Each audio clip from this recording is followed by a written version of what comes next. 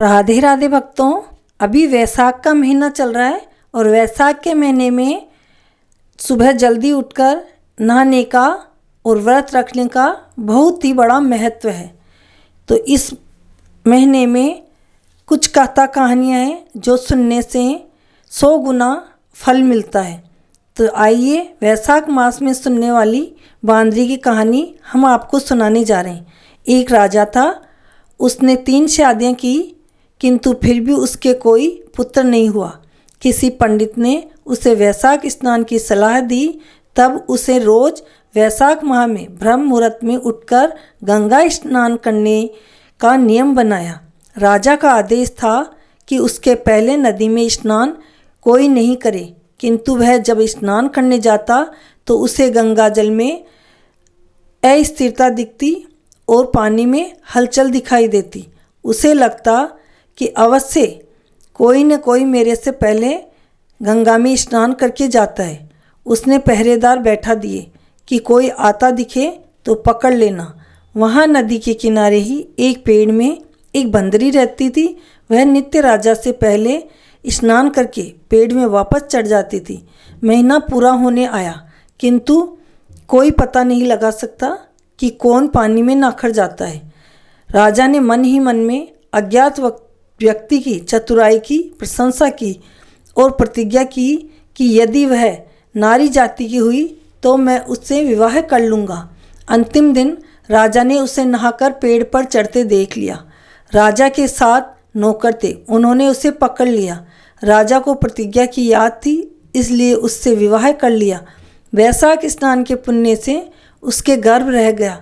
महल में यह समाचार बहुत तेजी से फैल गया। राजा की अन्य रानियां बांस थी, सो सभी बड़ी ईर्ष्या करने लगी। गर्भवती होने से बांदरी का मान सम्मान और देखभाल बढ़ गई। राजा ने उसके महल में एक घंटी लगवा दी और बांदरी से कहा, तुम्हें जब भी ज़रूरत हो घंटी बजा देना। जलती कुड़ती दूसरी रानियां घंटी बजा देती। राजा महल में जाता, बांदरी कहती मैंने नहीं बजाई। रानियां कहती झूठ बोलती है, इसी ने बजाई है, हमने देखा है। दुखी होकर राजा ने घंटी हटवा दी। रानियां यही तो चाहती थी। बांदरी के दर्द हुआ तो रानियों ने कहा आंखों पर पट्टी बांध दो। बच्चा हुआ तो बांदरी के पास पत्थर रख दिया और बच्चे को रोने से पहले ही टोकरी में डालकर दासी को दे दिया। कहा गंगा नदी में बहा दे। दासी का दिल कांप उठा। उसने बच्चे को नदी के किनारे ही छोड़ दिया और राजा को कहलवा दिया कि बांदरी ने भाटे को जन्म दिया है, यानी पत्थर को जन्म दिया है। इधर कुम्हार नदी पर नहाने गया तो बच्चे को घर लाकर कुम्हारी को दे दिया। बच्चे को देखकर कुम्हारी बहुत ही प्रसन्न हुई और भगवान की देन समझकर दोनों उसको पालने लगे। उसका लालन पालन बड़े ही प्यार से करने लगे। उस दासी ने कुम्हार को बता दिया था कि जो बच्चा तुम्हें नदी के किनारे मिला है वह बांदरी का बेटा है। रानियों ने गंगा जी में डुबोने को कहा था, किंतु मैं उसे किनारे पे ही छोड़ आई थी। थोड़ा बड़ा होने पर बालक भी सच्चाई जान गया। इससे उसे रानियों पर बहुत क्रोध आया। एक दिन बड़ी रानी सिर धोकर बाल सुखाने गई तो उसने पत्थर फेंक कर मारे। अन्य रानियां भी धूप सेकने बड़ी रानी के साथ गई थी। उनके वह बड़ी रानी के सिर में चोटें लगी। रानियों ने राजा से शिकायत की कि कुम्हार का लड़का पत्थर फेंककर हमें नुकसान पहुंचाता है। सो राजा ने कुम्हार को गांव से निकाल दिया। कुम्हार दूसरे गांव में जाकर रहने लगा। उस गांव में 108 लड़कियां थीं जो रोज गंगा स्नान के लिए जाती थी। वे वैसाख नहा रही थी, पीपल, पथवारी, तुलसी आदि को सींच रही थी।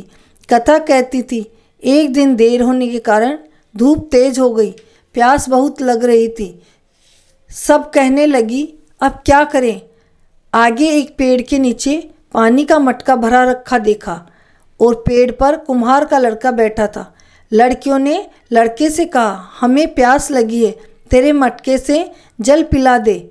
लड़के ने कहा पी लो, किंतु मेरी एक शर्त है, इस पेड़ के साथ साथ परिक्रमा देती जाओ और पानी पीती जाओ।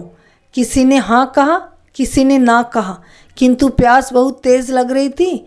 पानी सामने था।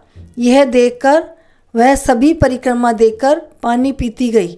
लड़कियों के माता पिता को पता चला तो सबने कहा, तुम्हारी तो उस लड़के के साथ शादी हो गई। न चाहते हुए भी सब माँ बाप ने कुम्हार को जाकर सब बात बताई। कुम्हार ने कहा, इतनी सब लड़कियों को मेरा बेटा कैसे संभालेगा।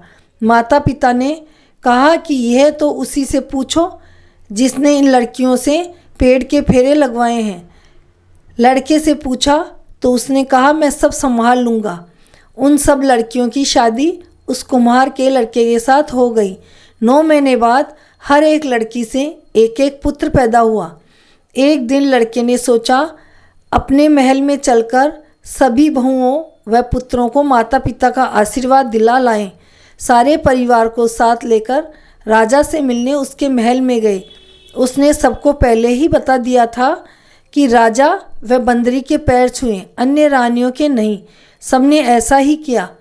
बड़ी रानी को बहुत क्रोध आया। उसने राजा को कहा कि यह वही लड़का है जिसने मुझे पत्थर मारा था और जिसे आपने देश से निकाल दिया था।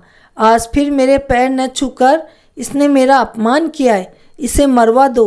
राजा ने कुम्हार के बेटे से पूछा तो उसने कहा, मैं इस बांदरी का बेटा हूँ। ये जो मेरे साथ स्त्रियाँ हैं, बच्चे हैं, वे आपकी भवें और पोते हैं। बड़ी रानी ने मुझे दासी के हाथ गंगा जी में डुबोने का भेज दिया था। यह तो दासी का भला हो कि उसने मुझे गंगा जी में ना फेंका और गंगा के किनारे ही लिटा दिया, जहाँ से कुम्हार ने मुझे घर ले जाकर लालन पालन किया। जब राजा ने दासी को बुलाकर पूछा तो सारी सच्चाई सामने आ गई। रानियों को सोने महल में जाकर रहने का आदेश दिया गया तथा भवें व बच्चे महल में रहने लगे। बांदरी का बेटा राजा बन गया। राजा ने दासी को भारी इनाम दिया। बांदरी के बेटे ने राजा बनने पर कुम्हार व कुमारी को भी महल में बुला लिया। हे भगवान, बांदरी जैसा बेटा सबको देना, कहानी कहने वाले, सुनने वाले, हुंकारे भरने वाले, सबका भला करना और सबके घर परिवार में वृद्धि करना। बोलो विष्णु भगवान की जय। भक्तों, ये थी वैशाख नहाने की और नित्य सुनने की कहानी, जिसको सुनकर भी व्यक्ति सभी पापों से छूटकर धन धान्य से परिपूर्ण होता है और सभी इच्छाएं पूर्ण होती है। आपको ये कथा कैसी लगी कमेंट करके ज़रूर बताएं। अगर आपने चैनल को सब्सक्राइब नहीं किया हो तो सब्सक्राइब कर दें, क्योंकि जो हम रोज़ आपके लिए कथाएं लाते हैं वो सबसे पहले आप तक पहुंच सके और आप इन कथाओं का पुण्य फल प्राप्त कर सकें। राधे राधे, जय श्री कृष्ण।